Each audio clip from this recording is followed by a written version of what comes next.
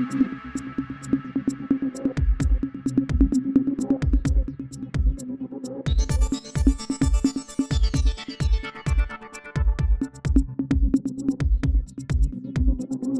ತಿಂಗಳು 17ನೇ ತಾರೀಕು ಡಾಕ್ಟರ್ ಬಾಬಾ ಸಾಹೇಬ್ ಅಂಬೇಡ್ಕರ್ ಬಗ್ಗೆ ಏನು ಈಗ ಈ ದೇಶದ ಹೋಮ್ ಮಿನಿಸ್ಟರ್ ಅಂದ್ಕೊಂಡಿರೋ ಅಮಿತ್ ಶಾ ಅವರು ಏನಪ್ಪ ಅಗೌರವವಾಗಿ ಮಾತಾಡಿದಾರೋ ಅಂಬೇಡ್ಕರ್ ಅವ್ರ ಬಗ್ಗೆ ಅದರ ಪರವಾಗಿ ಇವತ್ತು ಕೋಲಾರ ಬಂದನ್ನು ಸುಮಾರು 15 ದಿವಸಗಳಿಂದ ಎಲ್ಲ ಮುಖಂಡರುಗಳ ಒಂದು ಸುಮಾರು ಸಭೆಗಳನ್ನು ಮಾಡಿ ಎಲ್ಲರನ್ನು ವಿಶ್ವಾಸಕ್ಕೆ ತಗೊಂಡು ಇವತ್ತು ಒಗ್ಗಟ್ಟಾಗಿ ಇಷ್ಟೊಂದು ಒಗ್ಗಟ್ಟು ಭವಿಷ್ಯ ನಾನಂತೂ ನೋಡಲಿಲ್ಲ.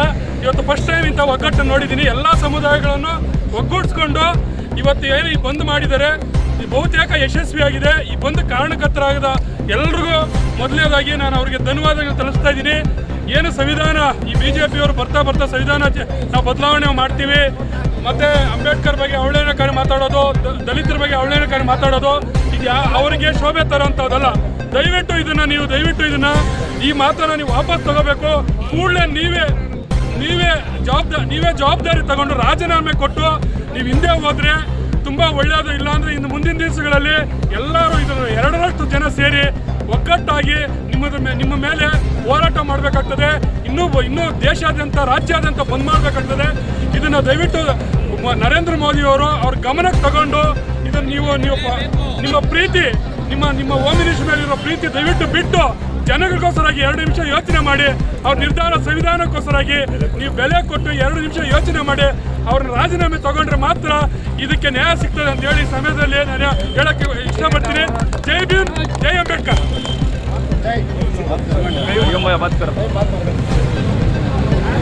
ಮನಸ್ಪೂರ್ವವಾಗಿ ಮಾತಾಡೋಕ್ಕೆ ನಮಗೆ ಒಂದು ಅವಕಾಶ ಇದೆ. ಯಾಕೆಂದರೆ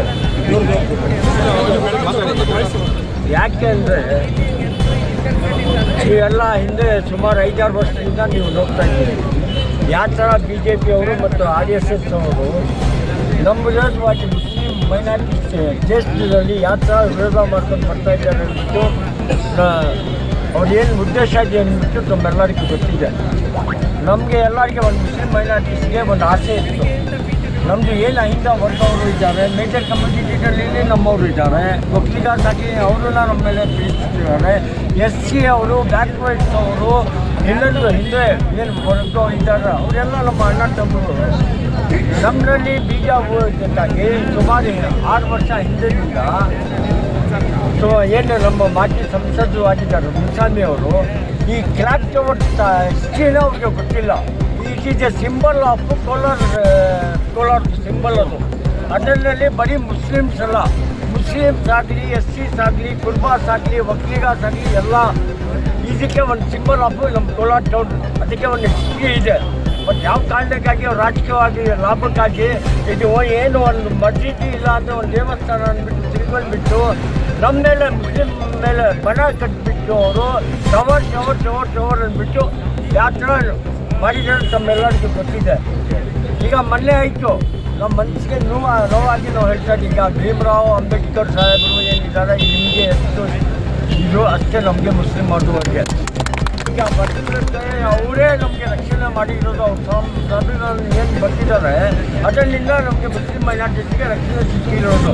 ಇವತ್ತು ಏನು ಅಮಿತ್ ಶಾ ತಲೀಪಾರ್ ಏನು ಅವ್ರ ಮೇಲೆ 12ನೇ ತಾರೀಕು ಏನು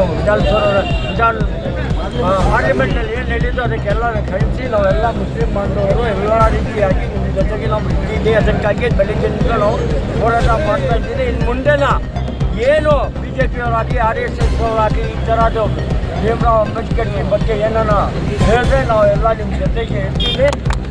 ಇನ್ನೊಂದು ನಿಮ್ಮ ಹತ್ರ ಒಂದು ನಮ್ಮದು ವಾದ, ಈಗ ಯಾವ ಥರ ಭೀಮರಾವ್ ಅಂಬೇಡ್ಕರ್ ನಮ್ಮ ಮನಸ್ಸಲ್ಲಿ ಇದ್ದಾರೆ ಅದೇ ರೀತಿ ನಮ್ಮ ಪ್ರಾಫೆಟ್ ಮೊಹಮ್ಮದ್ ಅವರೆಲ್ಲ ಇದ್ದಾರೆ. ನಮಗೆ ಪ್ರಾಣ ನಾವು ಕೊಡೋಕ್ಕೆ ರೆಡಿ ಇದ್ದೀವಿ. ಹಿಂದೆ ನಮಗೆ ಪರ್ಮಿಷನ್ ಕೊಟ್ಟಿಲ್ಲ, ಈ ಕಾಂಗ್ರೆಸ್ ಸರ್ಕಾರದಲ್ಲಿ ನಮಗೆ ಪರ್ಮಿಷನ್ ಕೊಟ್ಟಿಲ್ಲ. ಆ ಥರ ಏನೇನೋ ಪ್ರಾಬ್ಲಮ್ ಆದರೆ ನೀವೆಲ್ಲ ನಮ್ಮ ಜೊತೆಗೆ ಇರಬೇಕು. ಮಾಡ್ತೀನಿ ಮುಂದೆ ಜೊತೆಗೆ ನಾವು ಎಲ್ಲರೂ ಹೋಗೋಣ.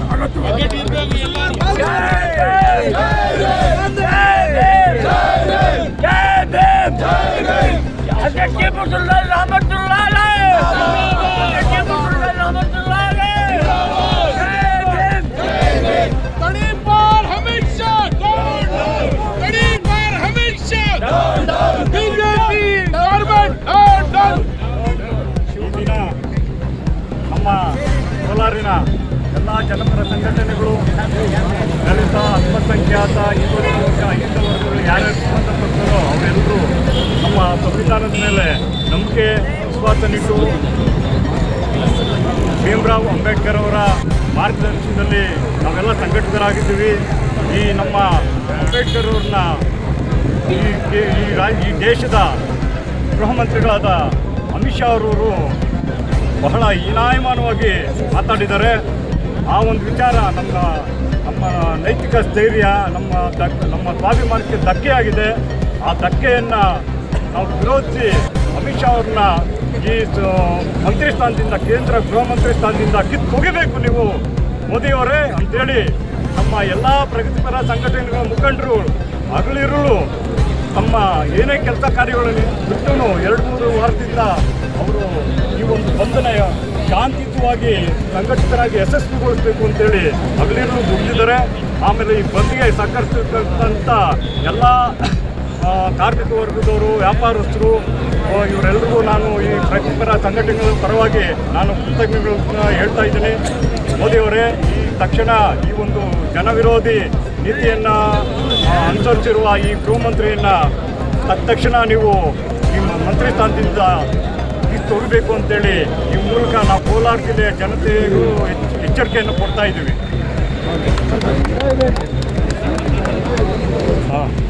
ಜೈ ಭೀಮ್, ಜೈ ಭೀಮ್, ಜೈ ಭೀಮ್. ಇವತ್ತು ವಾತಾವರಣ ನಡೀತಾ ಇದ್ದಾರೆ. ಇವತ್ತು ನಾವು ಎಲ್ಲ ಕೋಲಾರವರು ಆಲ್ ಕ್ಯಾಸ್ಟ್ ಸೇರಿ ಯಾವ ಥರ ಬಾಬಾ ಸಾಹೇಬ್ ಅಂಬೇಡ್ಕರ್ಗೆ ಅಮಿತ್ ಶಾ ತಡಿಪಾರ್ ಅವರು ಏನು ಹೇಳಿದ್ದಾರೆ ಅದ್ರ ವಿರುದ್ಧ ಇವತ್ತು ಕೋಲಾರ ಬಂದ್ ಮಾಡಿದ್ದೀನಿ. ಸರ್, ಇನ್ನೂ ಒಂದು ವಿಷಯ ಹೇಳ್ತಾ ಇದ್ದೀನಿ. ಈ ಮುನ್ಸ್ವಾಮಿ ಅವರೇ, ಇದೇ ಕ್ಯಾಟಗಿರಿ ನನಗೆ ಬಾಬಾ ಸಾಹೇಬ್ ಅಂಬೇಡ್ಕರ್ ಅವರು ಸಂವಿಧಾನ ಮಾಡಿದೆ ST SC ಅವ್ರಿಗೆ, ಅದೇ ಕ್ಯಾಟಗಿರಿನಾಗೆ ನೀವು MP ಆಗಿದ್ದಿಲ್ಲಿ ಕೋಲಾರನಾಗೆ.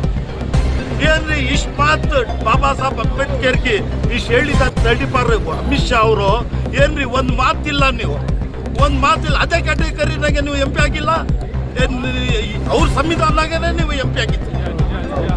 ಯಾಕ್ರಿ ಒಂದು ಮಾತು ಹೇಳಿಲ್ಲ ನೀವು? ನಾಚಿಕೆ ಆಗ್ಬೇಕಾದ್ರಿ ನೀವು, ನಾಚಿಕೆ ಆಗ್ಬೇಕಾ? ತಿರ್ಗಾ ಹೇಳ್ತಾರೆ ನೀವು 7,000 ಜನ ನನಗೆ ಓಟ್ ಹಾಕಿದ್ದಾರೆ. ಎಲ್ಲಿ ಓಟ್ ಹಾಕಿರೋರು ಎಲ್ಲಿ ಇರ್ತೀರಿ? ಬಾಬಾ ಸಾಹೇಬ್ ಅಂಬೇಡ್ಕರ್ಗೆ ಆ ಥರ ಹೇಳಿದ್ರೆ ಬಂದು ಅವ್ರಿಗೆ ವಿರುದ್ಧ ನೀವೇನು ಮಾಡ್ತಾ ಇಲ್ಲ. ನಾಚಿಕೆ ಆಗ್ಬೇಕಾ ಸರ್? ಒಂದು ಭಾಳ ಖುಷಿ ಆಗ್ತಾ ಇದೆ. ಕೋಲಾರ್ನಲ್ಲಿ ಎಲ್ಲ ಹಿಂದೂ ಮುಸ್ಲಿಂ ಎಲ್ಲ ಕ್ಯಾಸ್ಟ್ ಆಗಿ ಇವತ್ತು ಬಂದ್ ಮಾಡಿದ್ದಾರೆ. ಎಲ್ಲರಿಗೂ ನಾನು ನಮಸ್ಕಾರ. ಜೈ ಹಿಂದ್, ಜೈ ಭೀಮ್.